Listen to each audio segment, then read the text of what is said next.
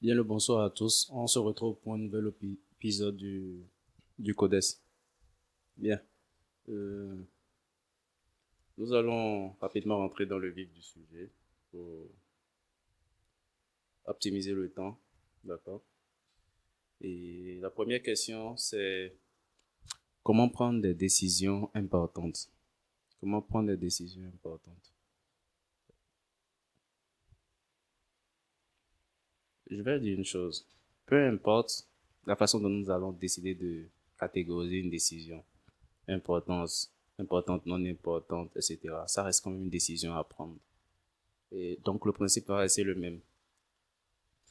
J'ai appris quelques années un truc.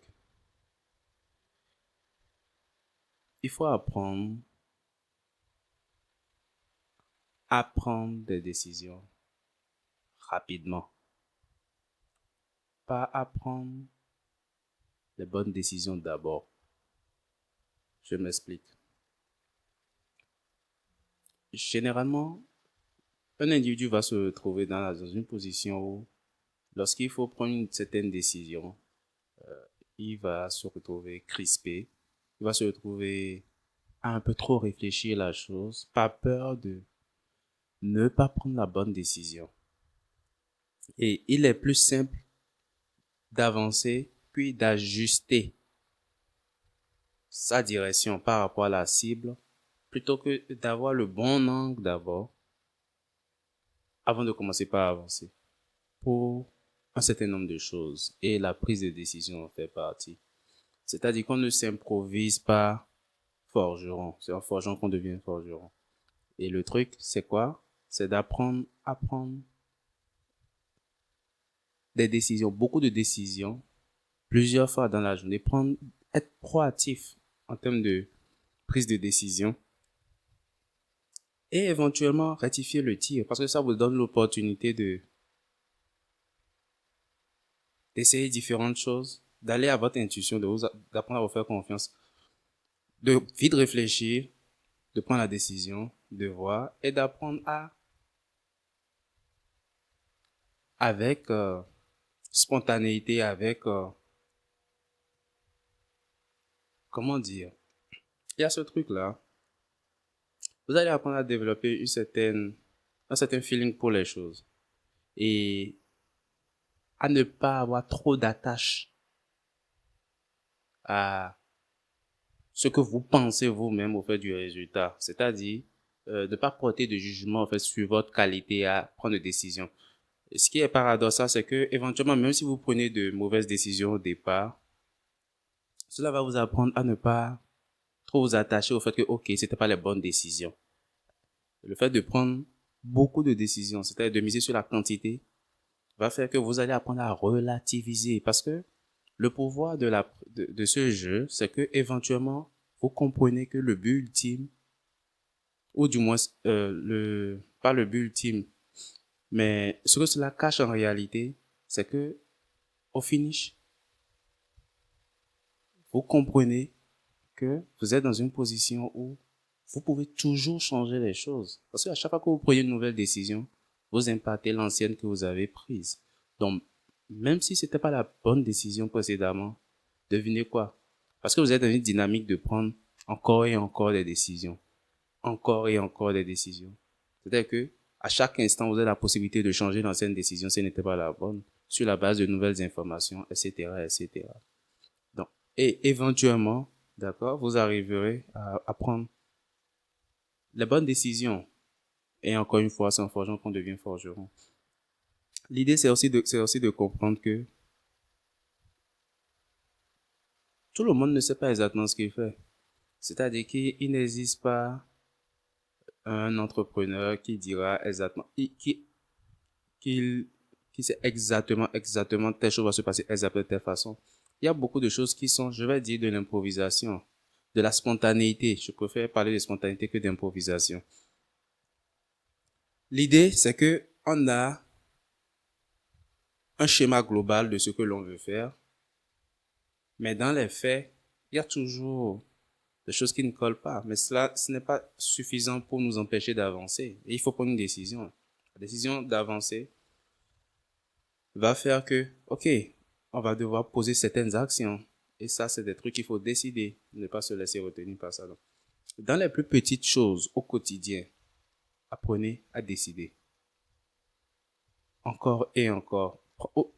Se servir de chaque petite opportunité pour prendre des décisions. Et à force de ce jeu, au finish, que ce soit une décision basique du quotidien ou une décision importante, vous serez éventuellement à l'aise dans votre façon de procéder. Et vous n'allez plus évaluer en fait, le poids ou l'envergure de la décision n'aura plus tellement de pression sur vous, sur votre capacité à l'apprendre. Au contraire, vous l'apprendrez avec le plus grand aise. Pourquoi? Parce que maintenant, vous êtes un expert à prendre des décisions. En tout. En tout.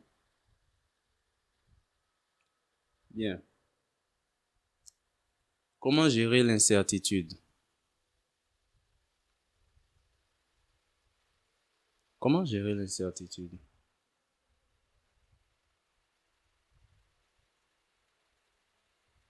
Je crois que il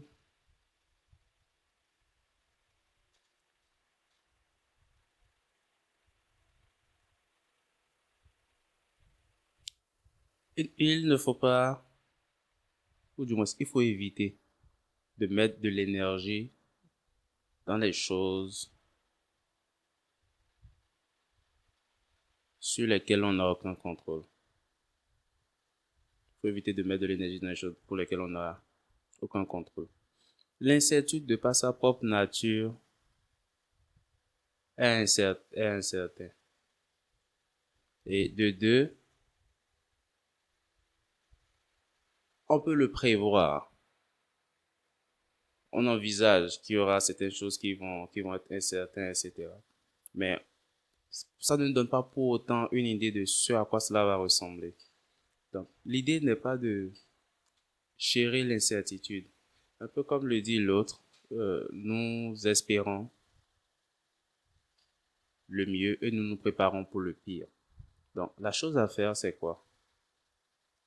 Nous espérons le meilleur, nous nous préparons pour le pire.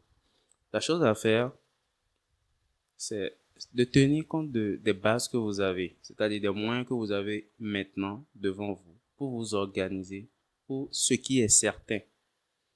Parce que l'équation va être constituée de ces deux éléments, ce qui est certain de ce qui ne l'est pas.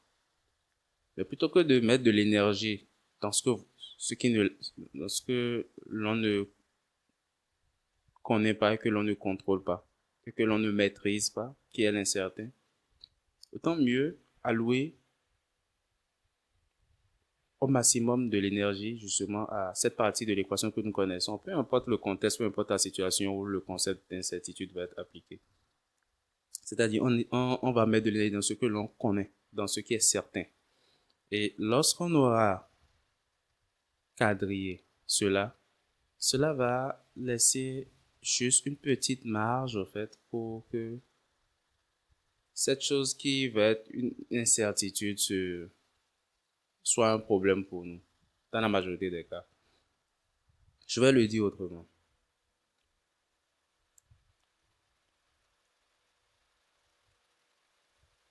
On se, Supposons que vous êtes sur un projet, il y a un deal en cours, acquisition d'un business, etc.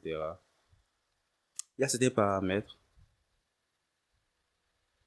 que vous connaissez par rapport au business, la personne qui veut vendre le business, etc. Euh, vous avez les états financiers, vous avez des informations qui sont plutôt basiques, etc. par rapport au business. Et avec votre équipe, vous avez fait l'essentiel pour encadrer tout ce que l'on peut pour s'assurer que, OK, le business que vous voulez acquérir vaut la peine. Vous faites la due diligence. On peut ramener ça à quelque chose de plus basique. Supposons que c'était même juste du marché que vous voulez faire. Vous devez aller au marché. Et c'est le même principe. La chose qui est certaine, c'est que, OK, vous devez prendre vous avez la liste de condiments que vous voulez prendre, d'accord? Et vous allez au marché. Mais l'incertitude en ce moment va se retrouver dans, OK, un appel à l'improviste qui vous demande changement de programme, il faut que tu viennes à tel endroit, ce genre de truc. Que ce soit dans l'un ou dans l'autre des exemples. Bien sûr, je suis en train de faire deux exemples à moitié, que je ne suis pas en train de terminer, mais le fait est que le tronc commun va rester le même, que ce soit dans le monde business ou dans votre vie de tous les jours, enfin, pratique au quotidien. Euh, disons, le marché pour certains. Vous avez prévu quelque chose qui a bien commencé. Et à un moment donné, il y a un imprévu. Il y a un imprévu, c'est cet appel-là qui vous rentre dedans et qui change la donne. Mais bien sûr, nous ne le savons pas encore parce que ce n'est pas encore arrivé. Nous sommes encore à une position, OK, on s'organise pour réaliser le truc. L'idée, c'est quoi? Puisqu'on n'a aucune idée, puisqu'on ne sait pas ce qui peut constituer, ou du moins quelle est la nature de notre incertitude, ce qu'on va faire, c'est nous assurer que, quel que soit ce que nous sommes en train de mettre en place actuellement pour aller acheter nos condiments, par exemple, tout soit bien encadré, OK, dans quel créneau de temps je vais aller, etc. S'organiser parfaitement. L'achat d'un business, assurer avec toutes les équipes que, OK, quand on ira, l'acquisition va se passer comme prévu. Toutes les équipes sont en place pour que tout se passe.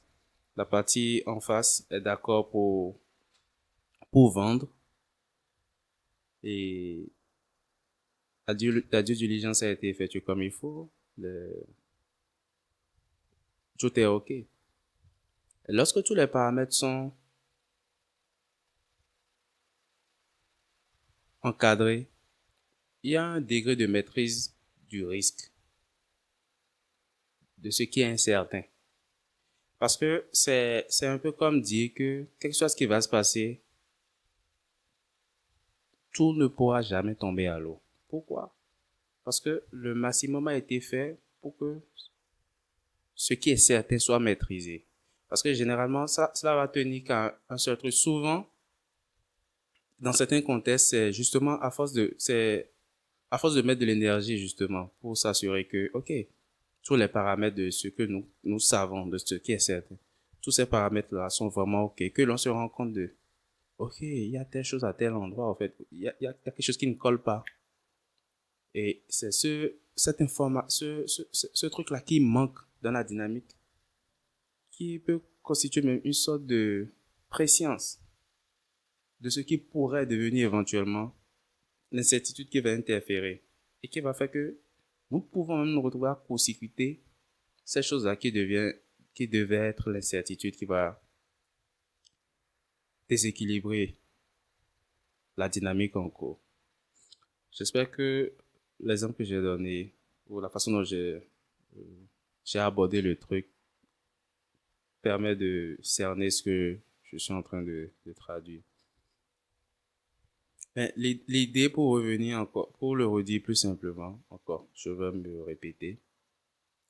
L'idée, c'est de ne pas mettre de l'énergie dans l'incertitude. Comment gérer l'incertitude? On ne peut pas gérer l'incertitude. On accepte au fait la notion que, OK, éventuellement, il y aura toujours quelque chose de certain et quelque chose qui sera incertain pour nous. Mais la seule chose que nous pouvons vraiment contrôler, c'est la partie certaine.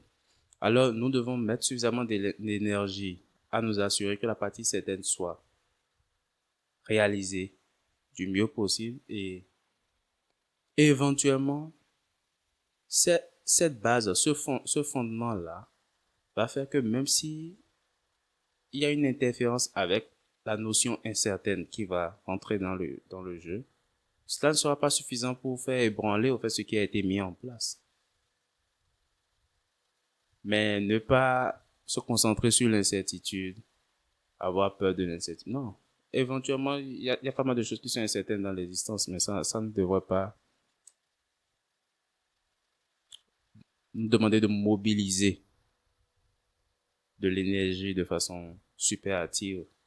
C'est un peu l'idée. Bien. Comment faire face aux conséquences de vos décisions? Comment faire face aux conséquences de vos décisions? Écoutez, il faut juste leur faire face. Il y a un truc que je dis souvent, c'est que les conséquences de nos actions, ce n'est pas au moment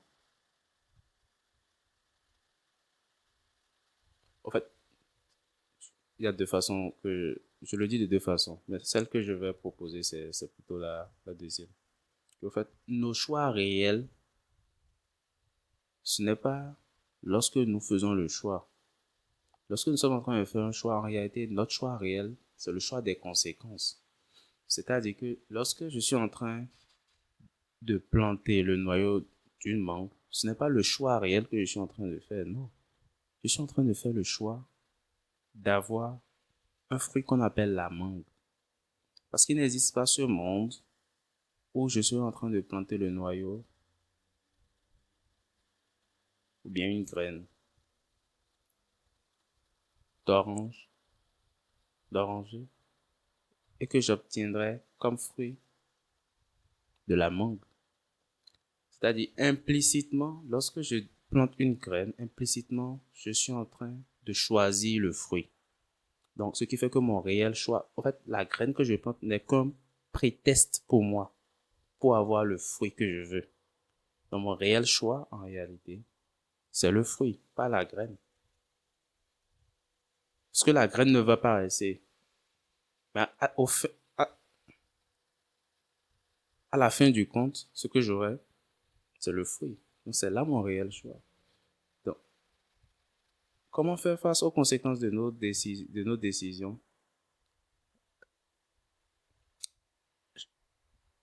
Le repenser autrement, c'est dire, quand je dis c'est juste le faire face, c'est juste accepter au fait que les conséquences de nos décisions sont nos réelles décisions. Ce n'est pas ce que nous avons fait en amont, la graine que nous avons plantée. Bien sûr, c'est un acte que nous avons posé, c'est un choix que nous avons fait à ce moment donné. Notre réelle décision, c'est les conséquences. Ce qui demande à l'individu donc d'être réfléchi. Ce qui suppose que l'individu doit penser ses décisions avant de poser des actions, en fait. Parce que éventuellement, il faudrait pas se retrouver à, OK, tu fais, et puis tu te dis, ah, je savais pas. Tu aurais dû. Qui t'empêchait de savoir? La plupart du temps, pour la plupart des choses que nous faisons, nous avons une idée, même si nous ne savons pas exactement au détail, nous avons une idée de la portée de nos actions. Nous avons une idée. Et nous avons une idée, au fait, de ce à quoi ça va ressembler en termes de conséquences. C'est aussi, je veux dire, d'ailleurs, l'une des raisons pour lesquelles nous sommes portés à poser ces actions, parce que quelque part, nous voulons faire ces conséquences-là. Bien évidemment, je sors de l'équation des imprévus, mais en règle générale, lorsque vous posez certaines actions, vous avez même une idée au fait de, et si ça ne marchait pas? Généralement, la plupart des gens sont même experts, sont plus experts dans cette partie de, et si ça ne marchait pas? Plus que, au fait, c'est-à-dire, quand je dis experts, bien sûr, ils sont bien conscients, en fait, de la conséquence directe. Mais ils le sont encore plus de la partie de et si ça ne marchait pas. Parce que non seulement ils savent déjà que bon, ok, ça devrait donner ici. Mais ils sont plus préoccupés de si ça ne donne pas ça. Ce qui suppose qu'ils savent ce que ça est supposé donner à la base. Donc, éventuellement, tout le monde a une idée des conséquences de ses choix. Et l'idée ici, encore une fois, c'est que lorsque vous êtes en paix avec les conséquences avant de prendre les décisions, vous êtes, pour faire face, il y a aucun effort à faire, vous faites juste face. C'est votre choix depuis le début. C'est votre choix. Et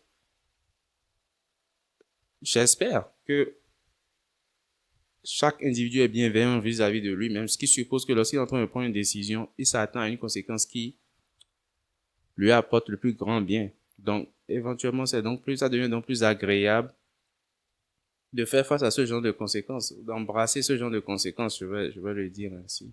Donc, il y a pas fait, tout va bien, tout va bien. Donc, l'idée, encore une fois, va être de réfléchir ses décisions, de vite réfléchir ses décisions et de prendre le plus de décisions possible, mais de vite les réfléchir. Et lorsque le choix est fait sur les conséquences, ok, de prendre la décision qui va avec la conséquence que l'on veut. Point.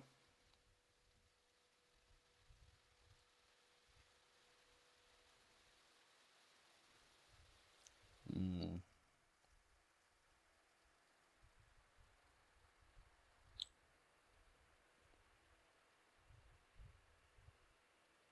Comment équilibrer les besoins à court et à long terme?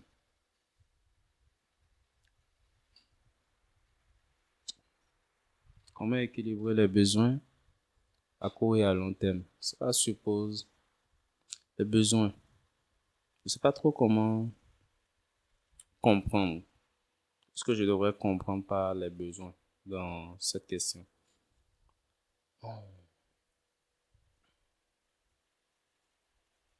Et si j'essayais d'interpréter autrement le mot besoin?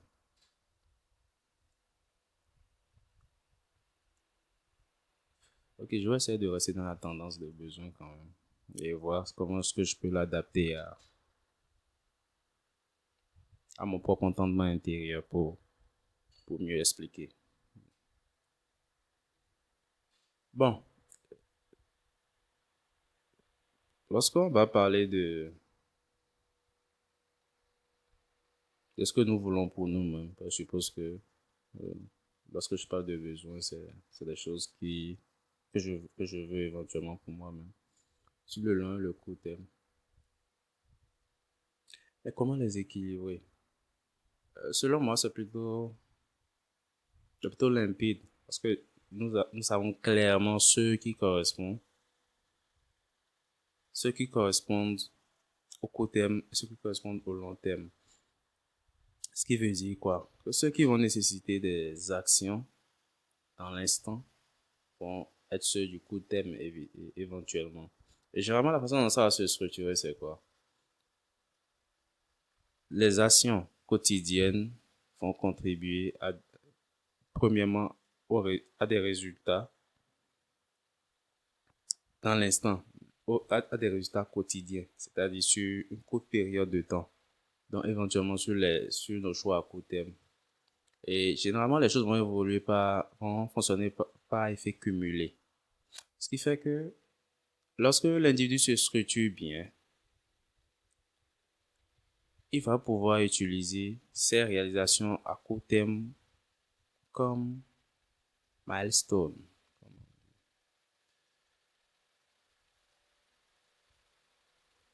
Je cherche le mot en français.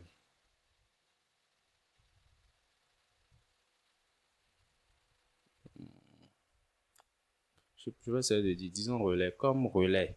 Oh, est-ce que c'est relais? Je ne sais pas exactement le mot approprié. Quand tu utilises les réactions à court terme comme, disons, comme étape d'accomplissement de la réalisation à long terme. Je vais le dire, je vais donner des exemples simples. Lorsque vous vous levez, vous vous brossez les dents, le but à court terme, c'est quoi? C'est d'avoir une haleine agréable et voilà, d'avoir votre bouche propre pour la journée, etc. Mais sur le long terme, cela vous permet de maintenir une hygiène buccale des plus saines. Et il faut dire qu'une hygiène buccale qui ne l'est pas, qui n'est pas saine, éventuellement va rendre malade. Ça va être un nid à bactéries, et puis ça peut entraîner beaucoup de choses que l'on ne souhaite pas. Donc, cet investissement sur le court terme qui va être concrétisé par des actions quotidiennes, le fait de se brosser, donc, avec, au fait, une validation de l'objectif à court terme qui est OK pour la journée. Parce que justement, si l'objectif c'est que, OK, lorsque tu te brosses aujourd'hui, c'est supposé être valable une semaine, les gens se brosseraient chaque semaine. Mais c'est généralement pour la journée, pour la nuit, pour certains. C'est-à-dire que se brosser le matin et éventuellement se brosser le soir pour certains. Et donc, l'objectif, il est journalier. L'objectif à court terme est journalier. Et c'est cet objectif à court terme qui est réalisé journalièrement pour chaque journée va contribuer de façon cumulée à l'objectif à long terme qui est de permettre à ces personnes en fait d'avoir une hygiène buccale, voilà, des plus honorables. C'est l'exemple le plus basique qui me vient à l'esprit à l'instant, mais c'est littéralement pareil pour toute autre chose. Vous prenez une activité sportive. Vous prenez quelqu'un, par exemple, qui va en salle de gym. Sa régularité va lui permettre quoi? Éventuellement de bâtir du muscle. Mais généralement, sur le côté, qu'est-ce qui va lui permettre d'atteindre l'objectif à court terme? Si c'est l'objectif à court terme, supposons c'est de bâtir du muscle. La régularité, supposons que la personne décide d'aller à la salle 3 fois par semaine. Au bout de 2 mois, 3 mois, la personne est déjà de certaines conditions physiques qui n'est pas celle de quand elle a commencé. Donc, sur le court terme, c'est un nombre d'objectifs est réalisé, un certain nombre de réalisations euh, est acquis. Est-ce que ça va passer sur le long terme? Généralement, euh, lorsque vous allez à la salle, à un moment donné, il y a un moment où l'on ne progresse plus vraiment. Si l'individu ira en plateau. Mais ce n'est pas une raison pour arrêter. L'individu va continuer. Ce qui fait qu'on se rend compte que, en réalité, sur le long terme, ce qui va se passer, cet entretien-là va contribuer à la condition générale de l'individu, c'est-à-dire en termes du maintien de sa posture, etc. Et de sa santé de façon générale, pas juste de la façon dont la personne se projette en termes de, voilà, bien bâti, etc., mais de sa santé physique de façon générale. Et cela n'est seulement valable que pourquoi? Parce que de façon régulière, l'individu va à la salle, d'accord, et travaille, travaille. C'est littéralement pareil pour toute chose, je pense. La façon d'équilibrer les choses, c'est de ne pas scinder les objectifs à court terme, les besoins à court terme, des besoins à long terme, besoins objectifs à court terme de ceux à long terme, mais de fonctionner de façon à ce que les besoins ou les objectifs à court terme contribuent à la réalisation des objectifs à long terme. Maintenant, ok, je crois que je suis en train de percevoir la notion de besoin autrement. Supposons que ces gens essayent de mettre en vie les envies à court terme, les besoins. Ça ressemble plus à des objectifs pour moi qu'autre chose. Ça ressemble plus à des objectifs pour moi qu'autre chose. Essayons de voir en termes de besoins. J'ai du mal à intégrer la notion de besoin, à moins que cela ne rentre dans une dynamique d'objectif à atteindre, en fait. C'est fait que voilà. Si je disais, j'ai envie de telle chose, une envie n'est pas un besoin. Enfin, ça pourrait être un besoin, mais c'est pas une nécessité. C'est ça la nuance.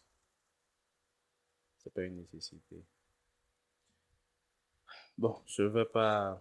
Je crois que ce que je viens de donner, ça va rester valable tout au moins pour la notion d'objectif. La- Le, le mot besoin, disons que je le garde comme ça. C'est-à-dire, je le mets synonyme dans ce contexte-ci d'objectif pour, pour souci de clarté. Et puisque je ne vois pas sous quel autre angle le prendre et l'aborder, au fait. Ok. Comment déléguer les tâches?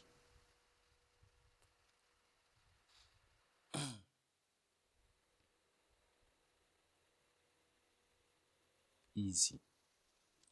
Écoutez, pour déléguer les tâches, la première chose à faire, c'est d'avoir une idée claire des tâches que nous avons à faire. Ça semble évident. Mais c'est de les classer. C'est-à-dire, il y aura des tâches pour lesquelles vous êtes le meilleur. Et il y a des tâches pour lesquelles ce n'est juste pas vous. Alors, de les scinder en ces deux catégories. Et celles pour lesquelles ce n'est juste pas vous, de trouver autour de vous des personnes qui sont juste meilleures que vous pour ces tâches-là. Et leur confier les tâches-là. Cela permet, tout au moins, deux choses. La première des choses que la délégation va permettre, c'est quoi? Ça va permettre de gagner du temps. Parce que plutôt que de... Généralement, nous allons travailler en série. C'est-à-dire une tâche après une autre, après une autre et après une autre. Ce qui fait que nous alignons les tâches en fonction du temps. Et plus le temps passe, plus nous passons d'une tâche à une autre. L'idée de la délégation permet de travailler de façon parallèle. C'est-à-dire que dans le même créneau de temps, plusieurs tâches sont réalisées. Et cela permet d'optimiser le temps. Pas de compresser le temps, mais d'optimiser le temps, en fait.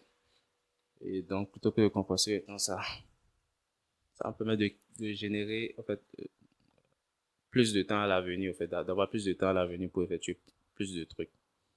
Et donc, pour revenir à ce que je disais, déléguer permet de réaliser plus dans un dans un temps relativement plus court, au fait, que ce qui aurait été le cas si on devait effectuer la tâche par nous-mêmes. Non seulement de ce point de vue, mais la deuxième chose, c'est que, en termes d'énergie aussi, c'est-à-dire que lorsque je délègue, je ne suis pas en train d'allouer mon énergie à la tâche que je suis en train de déléguer. Quelqu'un d'autre est en train d'y allouer son énergie. Et ça, c'est la première des choses. La deuxième des choses, c'est quoi? Lorsque l'on délègue à une personne qui est habile, enfin, qui est apte à mener à bien la tâche que nous avons décidé de déléguer. L'autre chose que ça nous permet, c'est quoi? C'est aussi d'apprendre. Parce que c'est aussi l'opportunité.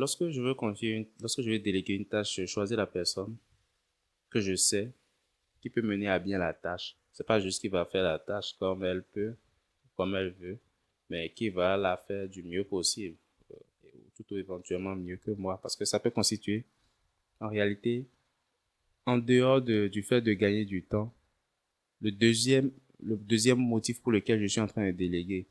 Parce que éventuellement, je ne suis pas le meilleur pour cette tâche-là. Donc, premier motif, gagner du temps. Deuxième motif, il y a éventuellement quelqu'un qui peut mieux le faire que moi. Et donc, à partir de ce moment-là, lorsque cette personne est en train de le faire, c'est aussi l'opportunité pour moi de m'asseoir et d'observer, de voir comment cette personne réalise la tâche. Et donc, de mieux apprendre, au fait. Si c'était un genre d'activité pour lequel, une activité pour laquelle, en fait, je n'étais pas à l'aise. Donc, il y aura toujours quelque chose à tirer, en fait, de cette expérience de délégation. Soit du point de vue du temps gagné, ou soit du point de vue d'apprendre. Et cela ne change rien, ça n'a pas d'importance que la personne à qui l'on délègue soit sous notre responsabilité ou pas. C'est-à-dire que notre position dans la hiérarchie n'a aucun poids dans cette dynamique, au fait. C'est-à-dire, je parle du point de vue d'apprendre. Bien sûr, c'est parce que nous sommes dans une certaine position hiérarchique que nous pouvons déléguer, mais cela ne devrait pas nous empêcher voilà, d'apprendre ou constituer, au fait, qu'on appelle-t-on. C'est-à-dire que le fait de déléguer dans ce contexte-là nous permet d'apprendre. Je vais le redire autrement parce que j'ai l'impression que je suis en train d'utiliser le bon mot. Une personne peut se retrouver, ok, avec des tâches à faire, mais elle sait que éventuellement telle personne qui est sous sa responsabilité sait mieux la faire qu'elle. Qu'est-ce qu'il faut faire?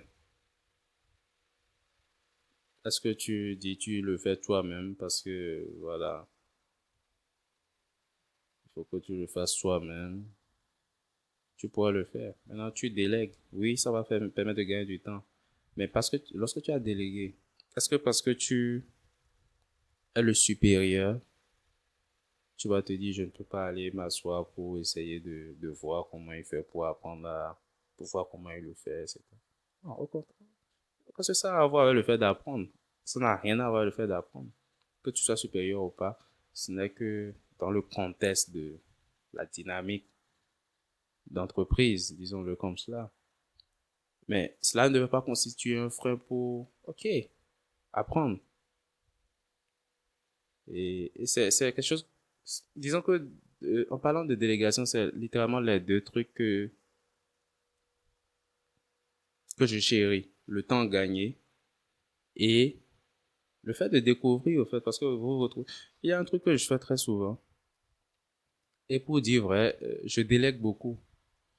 Et je ne délègue pas qu'à ceux qui sont sous ma responsabilité directe, mais très souvent aussi, je délègue les tâches à ceux qui sont au même niveau professionnel que moi, en fait. Pourquoi? Parce que je sais qu'éventuellement, telle personne est très bien dans telle, et je ne confierai pas telle tâche à telle autre personne, par exemple, qui est au même niveau que moi, mais plutôt à telle personne, à A plutôt qu'à B, etc. Et je confie, je suis content. Parce que je sais que bon, c'est tranquille, ça va être fait. Et pendant ce temps, c'est pas que je glande, je fais autre chose. Et donc, de toutes les façons, je n'aurais pas eu suffisamment de temps pour, supposons que c'est des tâches qui devaient réaliser dans la journée. Et l'une après l'autre, ce n'est juste pas faisable en une journée. Ok, je vais juste déléguer à une personne. Si c'est le genre de truc à faire par un collègue à moi, tiré par, voilà, un collègue à moi, je vais juste lui confier la tâche. Si j'estime que la personne là est la mieux positionnée pour la faire, plutôt qu'un autre collègue à moi. Et, et c'est top. Et ça me permet d'aller beaucoup plus vite. Et des fois, en fait, bon, moi, c'est quelque chose qui m'amuse et que j'apprécie. Pourquoi? Parce que, enfin, je donne un exemple. Il y a un ami qui est très bien dans tout ce qui est technologie, etc. Et ça constitue souvent même, souvent une occasion de, waouh, je suis juste souvent, ouais, parce que des fois, je me dis, ok, c'est pas ton domaine, mais comment tu fais pour savoir tout ça, en fait? Et des fois, il fait des trucs et on se met là, on lui demande, ok, on est tous, ah, mais ce n'est pas notre domaine, les histoires de technologie, mais comment est-ce que comment tu as fait pour découvrir ce truc? Et ça crée juste une autre ambiance et une ambiance super gaie. On est super joyeux, au fait, parce que, et super curieux et super impressionné, disons-le. Mais le fait est que pour un certain nombre de trucs, j'irai éventuellement vers lui, plutôt que de dire, ah, ok, je dois, non, apprendre à déléguer. Et parce que apprendre à déléguer, c'est apprendre à demander de l'aide, en réalité. C'est savoir demander de l'aide et savoir à qui demander de l'aide. Pourquoi? Et donc, pour pouvoir le faire, il faut mettre de côté toute forme d'orgueil. Il faut savoir ce dans quoi l'on est bon, ce dans quoi l'on ne l'est pas. Et même si l'on est bon, mais savoir que, parce que c'est écrit qu'il faut tout faire tout seul. Nulle part. Donc, tant que possible, une autre façon de dire déléguer, demandez de l'aide, même si c'est à une personne qui est sous votre aide, même si vous êtes le supérieur, lorsque vous parlez à l'autre, c'est de l'aide que vous demandez. C'est une assistance. Parce que vous avez un assistant qui vous aide à planifier telle chose. C'est une aide. Ça ne veut pas dire que c'est bénévole, mais ça reste quand même une aide. M'aider à accomplir cette tâche. Aider, c'est assister. Peu importe à qui l'on demande. Aider, c'est assister. Donc, une personne qui veut être bien ou veut savoir bien déléguer doit avoir de la facilité à demander, à demander de l'aide. Ne doit pas être complexé par le fait de demander de l'aide. Parce que je te demande de l'aide parce que à moi tout seul, toutes ces tâches-là, je pourrais pas les faire dans ce créneau de temps, ou du moins, le problème n'est pas que je peux pas faire les tâches, mais je veux optimiser le temps. Donc, on va travailler en parallèle plutôt que je ne travaille seul en série. Ou, ok, c'est une tâche pour laquelle tu es peut-être meilleur que moi. Fais-la et je me concentre sur celle sur laquelle je suis le top. Et ce qui compte au finish, c'est que le résultat qu'on obtient, en fin de compte, soit esquis. C'est tout. C'est juste, ce serait juste ridicule d'avoir une personne qui peut vous soulager ou qui peut vous aider, qui vous apporter quelque chose de meilleur et de ne pas utiliser cet atout-là à votre avantage. Ce serait juste super ridicule. Et donc, c'est un peu l'état d'esprit. Déléguer, c'est demander de l'aide. Des fois, ça peut correspondre à s'il te plaît, est-ce que tu peux m'aider à faire ci? So what? Faites-le. Et vous verrez le genre de changement que ça va créer pour vous.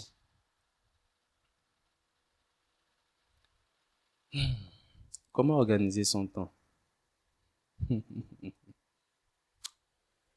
Euh, on m'a appris quelques années qu'on ne peut pas organiser, on ne peut pas gérer son temps. On gère ses priorités. Nous avons tous 24 heures dans une journée. On ne peut pas gérer ces 24 heures. Le temps s'écoule, point. Mais ce que l'on peut gérer, c'est nos priorités. Qui dit, ok, s'il faut gérer nos priorités, chacun doit donc avoir une idée claire de ses priorités et décider pour chaque jour, c'est quoi les actions prioritaires, les actions suffisamment impactantes et importantes pour être prioritaires en fait sur sa liste de tâches à exécuter. Et l'idée, ce n'est pas d'effectuer toutes les tâches aussi tous les jours, par exemple, ou de bloquer toutes les tâches dans son emploi du temps. En règle générale, il va recommander de choisir 3 tâches, d'accord? 3 tâches prioritaires et de s'y tenir, par exemple, pour la journée.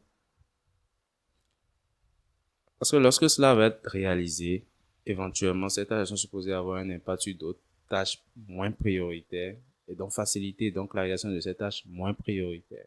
C'est vrai que le jour suivant, ça fait une charge psychologique en moins parce que vous savez que, ok, hier,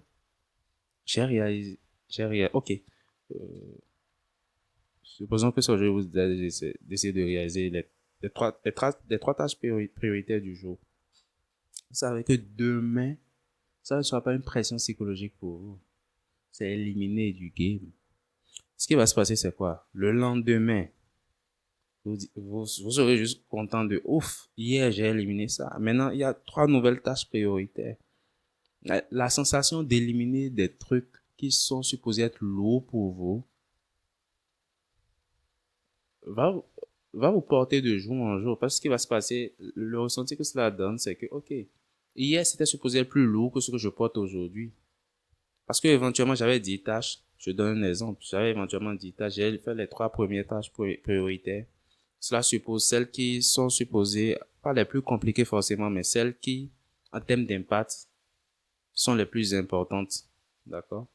Et donc, du coup, lorsqu'elles sont éliminées, ça suppose que les 3 suivantes ont moins de poids psychologique pour moi. Et donc, ce jeu psychologique-là va se jouer de jour en jour et on se sent littéralement vraiment avancé. Et en réalité, on avance. Il y a un monsieur qui expliquait un truc une fois. C'est John Serka. Il expliquait un truc et par rapport à la façon dont il organise son emploi du temps lorsqu'il veut, la gestion des priorités telle qu'il le fait. Il dit, lorsqu'il veut établir cette tâche à faire, bien sûr, lui il prendra peut-être une feuille, il écrira 10 tâches, par exemple.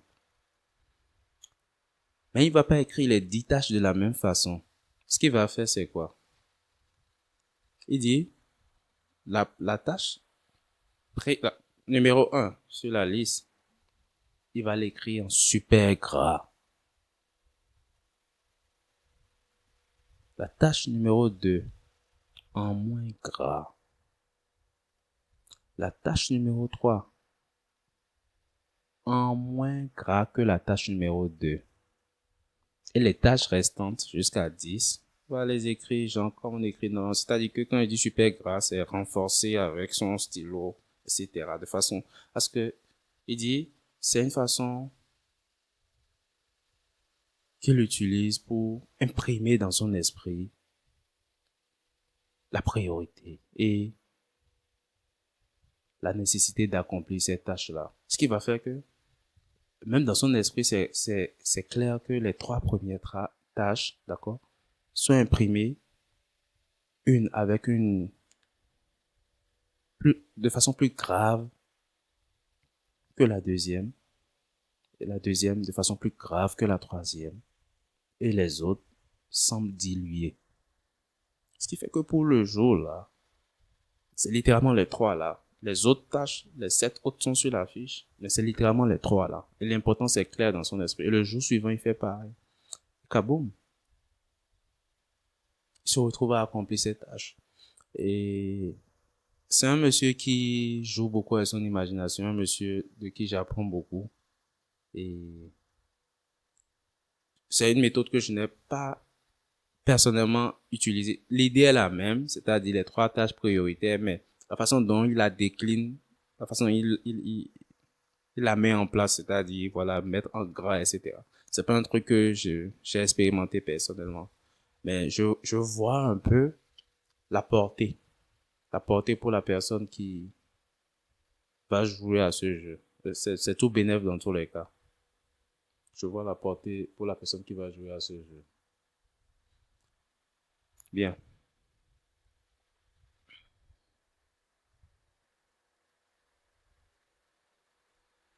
Mhm.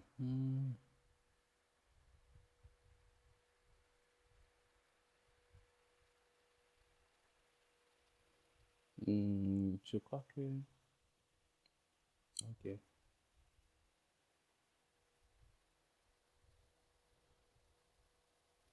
Comment éliminer les distractions? Hmm. En 2024.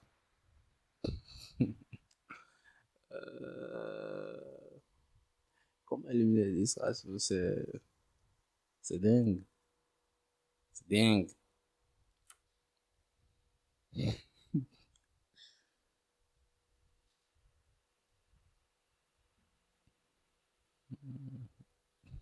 C'est une question simple, mais la réponse est, voilà. Comment éliminer les distractions? Il faut éliminer les distractions. Et le problème, c'est qu'il y en a beaucoup. On a beaucoup de distractions aujourd'hui. Et littéralement, tout distrait. La télévision, le portable, etc. On a beaucoup de distractions. Mais il y a un truc que je dis souvent lorsque je discute avec certaines personnes ou lorsque je vois certaines choses. Genre une personne supposons que l'on me parle d'une personne qui se plaint tout le temps, etc. Ou une personne qui, genre, s'amuse très souvent, genre, pour se divertir, ou qui adore se divertir. Elle aime ce style de vie, ce genre de truc. Dans l'un ou dans l'autre des cas, genre quelqu'un qui se plaint, mais qui s'amuse tout le temps, etc. Parce qu'il a le temps.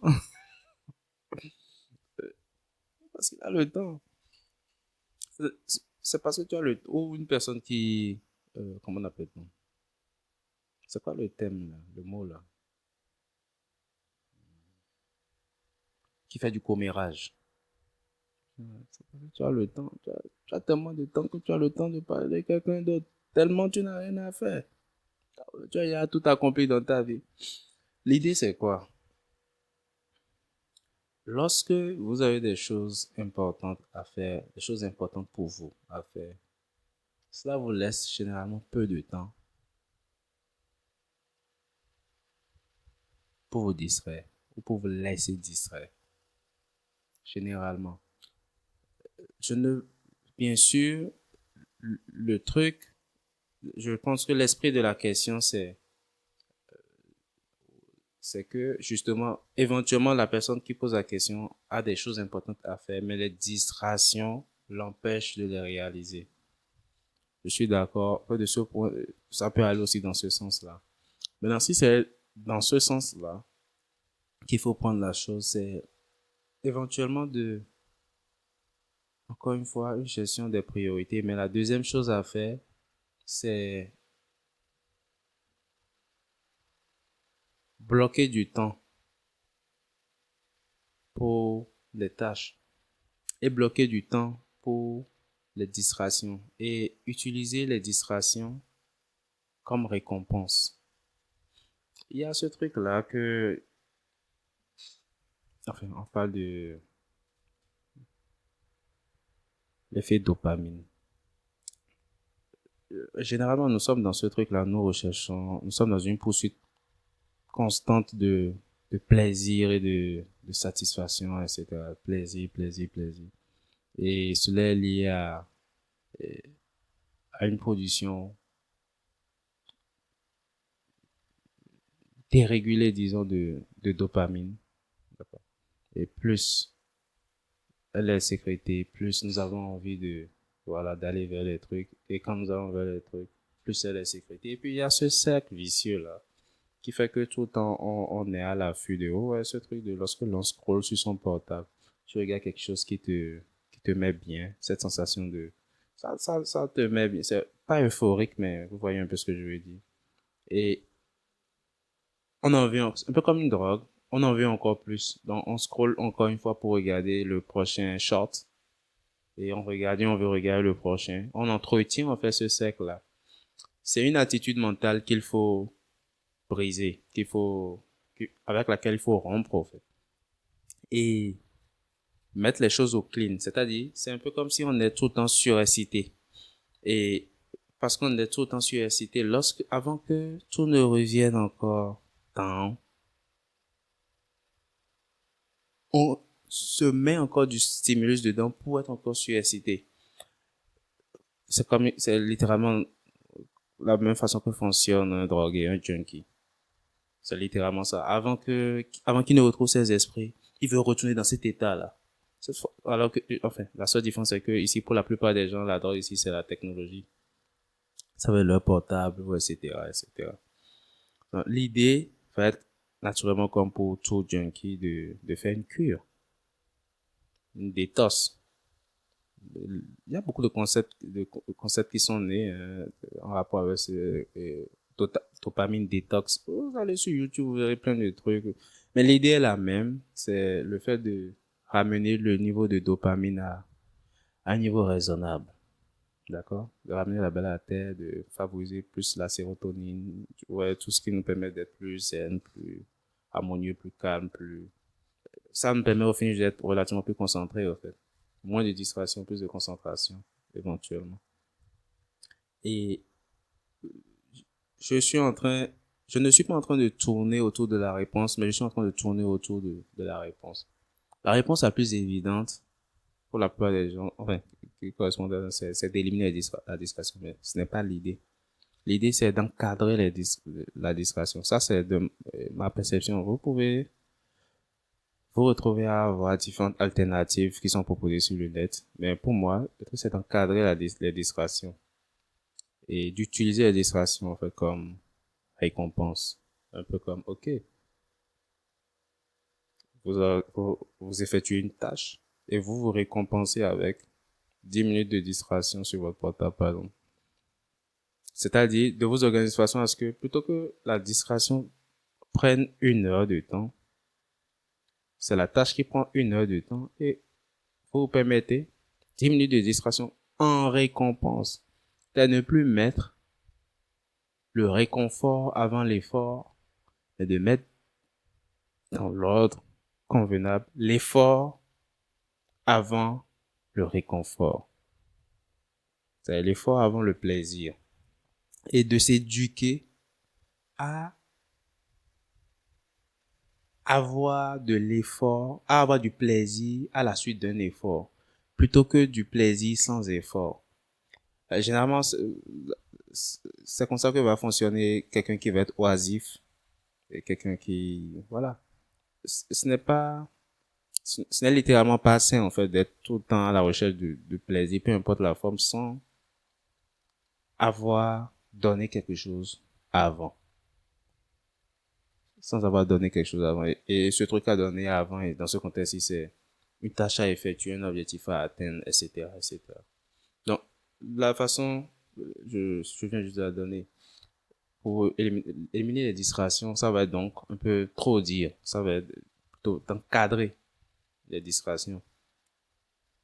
À qui tu vas demander de laisser son portable 2 heures de temps sur cette planète-ci sans ou d'oublier son portable une journée. Certaines personnes y arrivent, d'autres pas. Enfin, la majorité pas. Non, ça ne va pas être le but. Le but va être, ok, vous avez des tâches à accomplir et vous avez une infinie possibilité de choix de distraction. Vous avez une liste de vos priorités. Lorsque je réalise ma priorité 1, je vais me permettre, c'est un peu comme ceux qui se permettent après des cookies, ouais, je vais me permettre des cookies ou bien je vais me permettre 10 minutes ou 30 minutes de distraction. Et après m'être relaxé, je vais à la priorité 2, ainsi de suite. Donc ça vous permet de, voilà, d'avoir cet équilibre de effort, plaisir, effort, plaisir, effort, plaisir. Je pense que c'est plus harmonieux, c'est plus réalisable et c'est éventuellement plus sain que d'éliminer totalement les distractions. Mission impossible. Sans Tom Cruise, bien entendu. Donc, question suivante, comment maintenir votre concentration? Je pense que l'une dans l'autre, on a notre réponse au fait. Encadrer les distractions va créer un environnement plus cohérent pour la concentration. Ça va créer. Et les distractions en ce moment, je crois que je vais peut-être élargir le panel de ce qu'on mettrait dans la distraction. Les distractions en ce moment ne vont pas juste être constituées éventuellement que par la technologie, etc. Ça peut être juste même des gens autour de vous qui vous font bavarder ou qui sont là, etc. Ça peut même ne pas être que vous êtes sur YouTube en train de regarder des vidéos sur TikTok, etc. Ça peut juste littéralement être votre portable qui sonne parce que telle personne vous a envoyé tel message, etc. Dans ce contexte-ci, si on parle de concentration. Donc, ce qui suppose que lorsque vous voulez maintenir votre concentration, vous devez isoler. Voilà, mon approche dans la définition de ce qu'il faut faire est un peu différente. Cette fois-ci, je ne vais pas d'isoler toute forme de distraction. Donc, le portable sur silencieux si l'on veut effectuer une tâche. On se suit sur silencieux. Demandez si possible à ceux qui sont dans votre environnement de vider l'espace ou de, si possible. Et voilà, se rendre service, isoler toute forme de distraction s'il faut mettre le portable dans une autre salle, éteindre la télévision, etc. Anyway, ce qu'il faut faire pour isoler toute forme de distraction, c'est-à-dire que dès que vous bougez, peu importe ce que vous allez faire lorsque vous allez bouger, vous n'avez pas accès tout de suite à de la distraction. Et éventuellement, vous vous mettez dans un cadre où, lorsque vous, quel que soit ce que vous faites, que vous tournez à gauche ou à droite, d'accord? Éventuellement, il n'y a que des éléments en rapport avec la tâche que vous avez accomplie. Une autre façon de le dire, c'est quoi? Vous prenez un maçon qui est sur un chantier. Ils sont en train de faire, de couler du béton. Quel que soit ce qu'il va regarder autour de lui, il verra du gravier, du ciment, du sable. Il verra les barres de fer, il verra les autres collègues en train de travailler des brouettes, etc. Il n'y a pas d'écran plasma. Il n'y a pas d'écran plasma. Il n'y a pas de PC. Il n'y a pas son portable en main. Il n'y a rien au fait qui le pousserait à cela. Tout dans l'environnement lui rappelle ce qu'il est en train de faire. La grosse grue qui est en train de creuser, etc. Parce que lui faisant partie d'une chaîne où son action impacte celle des autres et celle des autres impactant la sienne. Et donc, il n'y a pas de, jusqu'à ce qu'on ne dise pause, il n'y a pas de temps mort, il n'y a pas de distraction, il n'y a pas de temps pour ça.